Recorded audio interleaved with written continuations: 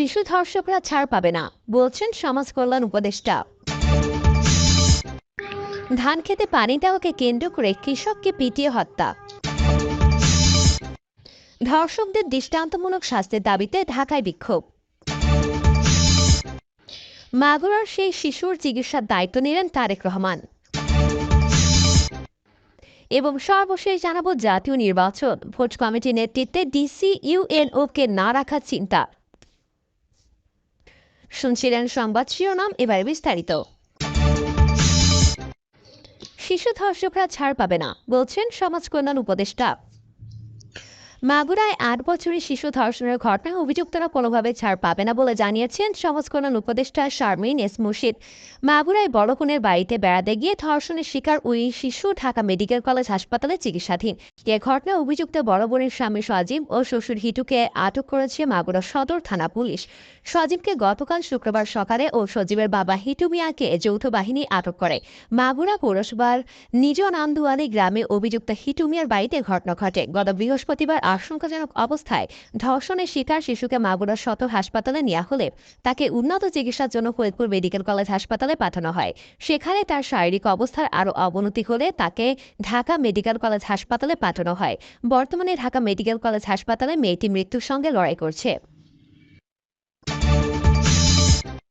ধান খেতে পানি দেওয়াকে কেন্দ্র করে কৃষককে পিটিয়ে হত্যা। যশোর সদর উপজেলার ওসমানপুর গ্রামে ধান খেতে পানি দেওয়াকে কেন্দ্র করে শহীদুল ইসলাম নামে এক কৃষককে পিটিয়ে হত্যার ঘটনা ঘটেছে। স্থানীয়রা জানান, শনিবার দুপুর 12:30টার দিকে ওসমানপুরের মাঠে ধান খেতে পানি দেওয়াকে কেন্দ্র করে শহীদুল ইসলাম নামে এক কৃষককে পিটিয়ে হত্যা করেছে একই গ্রামের কৃষক এক্লাসের। নিহতের পরিবারের দাবি, খেতে পানি দেওয়াকে কেন্দ্র করে এক্লাস সহ আরও 2 থেকে 3 জন কোদাল দিয়ে এলোপাতাড়িভাবে পিটিয়ে শহীদুলকে মাঠের মধ্যে ফেলে রেখে যায়। খবর পেয়ে স্থানীয়দের সহযোগিতায় তাকে যশোর 250 জেনারেল হাসপাতালে নিয়ে এলে কর্তব্যরত চিকিৎসক শহীদুলকে মৃত ঘোষণা করেন। যশোরের ভারপ্রাপ্ত পুলিশ সুপার নূর আলম সিদ্দিকী জানিয়েছেন, ঘটনাস্থলে পুলিশের একাধিক টিম রয়েছে, জড়িতদের ধরতে পুলিশের অভিযান অব্যাহত আছে। ধর্ষকদের দৃষ্টান্তমূলক শাস্তির দাবিতে ঢাকায় বিক্ষোভ।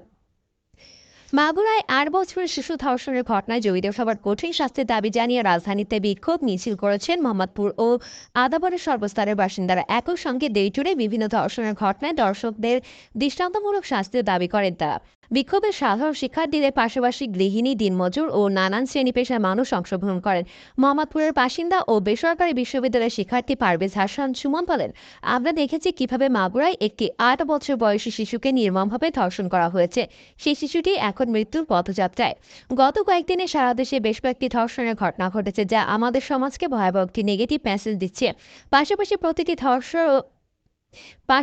প্রতিটি ধর্ষণের ঘটনায় ধর্ষকরা দিন শেষে আদালত থেকে জামিনে এসে আরও ভয়াবহ রূপ ধারণ করে। প্রতিটি ধর্ষণের ঘটনা সরকারকে একটি দৃষ্টান্তমূলক শাস্তির ব্যবস্থা করে তা বাস্তবায়ন করতে হবে, না হলে আমাদের সমাজে দিন দিন এমন ঘটনা আরও বৃদ্ধি পাবে। আরেক বাসিন্দা বেসরকারি বিশ্ববিদ্যালয়ের শিক্ষার্থী তাসির বলেন, আমরা প্রতিনিয়ত ধর্ষণের ঘটনার মতো এমন কিছু নির্মম ঘটনা আমাদের সামনে ভেসে আসছে, যা আমাদের সমাজকে একটি ট্রমার মধ্য দিয়ে নিয়ে যাচ্ছে। সারা দেশে ধর্ষণের মতো ভয়াবহ এই ঘটনাটি এখন প্রতিনিয়ত ঘটে যাচ্ছে, অথচ এই ঘটনায় কোনো দৃষ্টান্তমূলক শাস্তি না হওয়ায় দিন দিন এমন ঘটনা বেড়েই চলছে। আমরা চাই ধর্ষকদের গ্রেপ্তারের পর তাদের কঠিন শাস্তির ব্যবস্থা করা হোক, তাহলে আমাদের সমাজে কেউ আর কোনো ধর্ষণের ঘটনা ঘটাতে সাহস পাবে না। সুমাইয়া জাহান নামে এক গৃহিণী বলেন, আমরা চাই সমাজে নারীরা নিরাপদে বসবাস করবে, কিন্তু এই সমাজে নারীদের নিরাপত্তা দেওয়া হচ্ছে না। প্রতিনিয়ত আমাদের আতঙ্কে দিন পার করতে হয়, শুধু বাইরে নয়, ঘরের মধ্যেও আমরা মনে হয় নিরাপদ নই। যে কোনো সময় আমাদের উপর নির্মম ভয়াবহতা চলে আসতে পারে। আমরা চাই প্রতিটি ধর্ষণের ঘটনায় সরকার ধর্ষকদের দৃষ্টান্তমূলক শাস্তির ব্যবস্থা করবে, যা দেখে অন্যান্য ধর্ষক শিক্ষা নিয়ে এমন কাজ থেকে দূরে থাকবে। বিক্ষোভ মিছিলে মাগুরায় শিশু ধর্ষণ সহ সারা দেশে ঘটে যাওয়া সব ধর্ষণের ঘটনায় ধর্ষকদের দৃষ্টান্তমূলক শাস্তির দাবি জানানো হয়। এছাড়াও নারীদের সঙ্গে নিপীড়ন, ধর্ষণ ও হয়রানি সহ নানা অপরাধ রোধে সরকারকে দ্রুত পদক্ষেপ নেওয়ার জোর দাবি জানান তারা। মাগুরার সেই শিশুর চিকিৎসার দায়িত্ব নিলেন তারেক রহমান।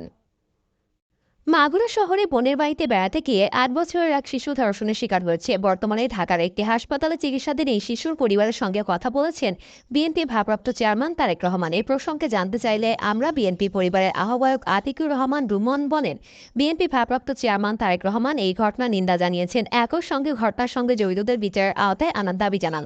তিনি আরও বলেন, নির্যাতনের শিকার শিশুটির মায়ের সঙ্গে ফোন করে কথা বলেছেন বিএনপি ভারপ্রাপ্ত চেয়ারম্যান তারেক রহমান। তিনি শিশুকে চিকিৎসার দায়িত্ব নিয়েছেন। নির্যাতনের শিকার শিশুটির চিকিৎসার 4 সদস্যের মেডিকেল বোর্ড গঠন করেছে ঢাকা মেডিকেল বোর্ড। তিনি আরও বলেন, ধর্ষণের পাশাপাশি তার গলা চিপে ধরা হয়েছিল। আমরা দেখেছি তার গলায় একটা দাগ রয়েছে। চিকিৎসকরা বলেছেন গলা চিপে ধরার কারণে তার শ্বাসকষ্ট হয়েছে, এ কারণে তার সমস্যাগুলো আর বেশি হচ্ছে। জাতীয় নির্বাচন, ভোট কমিটি নেতৃত্বে ডিসি ইউএনওকে না রাখার চিন্তা। ত্রয়োদশ জাতীয় সংসদ নির্বাচনকে সামনে রেখে ভোট কেন্দ্র নীতিমালা সংশোধনের উদ্যোগ নিচ্ছে এএমএম নাসির উদ্দিনের নেতৃত্বাধীন নির্বাচন কমিশন। এটি সংশোধন হলে নির্বাচন সংক্রান্ত কমিটি নেতৃত্ব থেকে জেলা প্রশাসক ও উপজেলা নির্বাহী কর্মকর্তাদের বাদ দেওয়া হতে পারে। ইসির সংশ্লিষ্ট সূত্রে এসব তথ্য জানা গেছে। নির্বাচন কমিশনের ক্ষমতা না বাড়িয়ে বিভিন্ন সময় উল্টো কমিয়েছিল কাজী হাবিবুল আওয়াল কমিশন। আগে জাতীয় সংসদে স্থানীয় সরকার নির্বাচনে ভোট কেন্দ্রের দায়িত্ব পালন করতেন ইসির কর্মকর্তারা, কিন্তু আওয়াল কমিশন গত সংসদ নির্বাচনের আগে এজন্য আলাদা কমিটি গঠন করে। মহানগর ও জেলার জন্য গঠিত ভোট কেন্দ্র সংক্রান্ত কমিটিতে ডিসি এবং উপজেলা ও থানা পর্যায়ের কমিটিতে ইউএনওদের আহ্বায়ক করা হয়। ডিসি এবং ইউএনওকে কমিটির প্রধান করা নিয়ে ইসি কর্মকর্তাদের আপত্তি ছিল। সেই আপত্তি সত্ত্বেও তৎকালীন ইসি সচিব মোহাম্মদ জাহাঙ্গীর আলম আওয়ামী লীগের এজেন্ডা বাস্তবায়নের জন্য ডিসি ইউএনও পুলিশকে এই কাজে সম্পৃক্ত করে দুটি আলাদা কমিটি করেন। তখন উপজেলা ও থানা ভোট কেন্দ্র স্থাপন কমিটিতে ইউএনওকে আহ্বায়ক এবং উপজেলা থানা নির্বাচন কর্মকর্তাকে সদস্য সচিব করে 5 সদস্যের কমিটি করা হয়। এদের সদস্য হিসেবে কমিটিতে উপজেলা শিক্ষা কর্মকর্তা, উপজেলা মাধ্যমিক শিক্ষা কর্মকর্তা ও থানা ভারপ্রাপ্ত কর্মকর্তাকে রাখা হয়। আর মহানগর বা জেলা পর্যায়ে ডিসিকে আহ্বায়ক এবং সিনিয়র জেলা বা জেলা নির্বাচন কর্মকর্তাকে সদস্য সচিব করে 7 সদস্যের কমিটি করা হয়। এছাড়া এতে সদস্য হিসেবে বিভাগীয় কমিশনারের উপযুক্ত একজন প্রতিনিধি, পুলিশ সুপার, সংশ্লিষ্ট মেট্রোপলিটন পুলিশ কমিশনারের উপযুক্ত একজন প্রতিনিধি ও জেলা শিক্ষা কর্মকর্তাকে রাখা হয়। ভোট কেন্দ্র নীতিমালা সংশোধন হলে এসব কমিটির ক্ষেত্রে পরিবর্তন আসতে পারে। জানা গেছে, সম্প্রতি সীমানা পুনর্নির্ধারণ, রাজনৈতিক দল নিবন্ধন, জাতীয় স্থানীয় সরকার নির্বাচনের প্রস্তুতি, ভোট কেন্দ্র স্থাপন, ভোট গ্রহণ কর্মকর্তাদের প্যানেল প্রস্তুত সংক্রান্ত কমিটির বৈঠকে ভোট কেন্দ্র নীতিমালা নিয়ে আলোচনা হয়। সেখানে ইসি কর্মকর্তাদের পক্ষ থেকে নীতিমালা সংশোধনের বিষয়ে নানান যুক্তি তুলে ধরা হয়। পরে কমিটির প্রধান ও নির্বাচন কমিশনার মোহাম্মদ আনোয়ারুল ইসলাম এ বিষয়ে কমিটির সদস্যদের গত কয়েকের সংসদ নির্বাচনের আগে করা ভোট কেন্দ্র নীতিমালা পর্যালোচনা করে পরবর্তী সময় বিষয়টি উপস্থাপনের নির্দেশ দেন। ওই সময় একজন জেলা নির্বাচন কর্মকর্তা তার অভিজ্ঞতা তুলে ধরেন। তিনি সভায় জানান, গত নির্বাচন আগে পাহাড়ি এলাকায় ভোট কেন্দ্রের খসড়া প্রকাশের সময় ডিসি নির্দেশনা অনুযায়ী দূরের একটি ভোট কেন্দ্র অন্যত্র করার কথা বলা হয়। সেই হিসেবে খসড়া প্রকাশ করলে এতে কয়েকজন ভোটার আপত্তি জানান। শুনানিতে এসে ওই ভোটাররা জানান, এভাবে ভোট কেন্দ্রে আসতে গেলে তাদের হেঁটে কেন্দ্রে আসতে 3 দিন লাগবে। পরে সেই চূড়ান্ত তালিকায় ভোট কেন্দ্র আগের মতো করা হয়।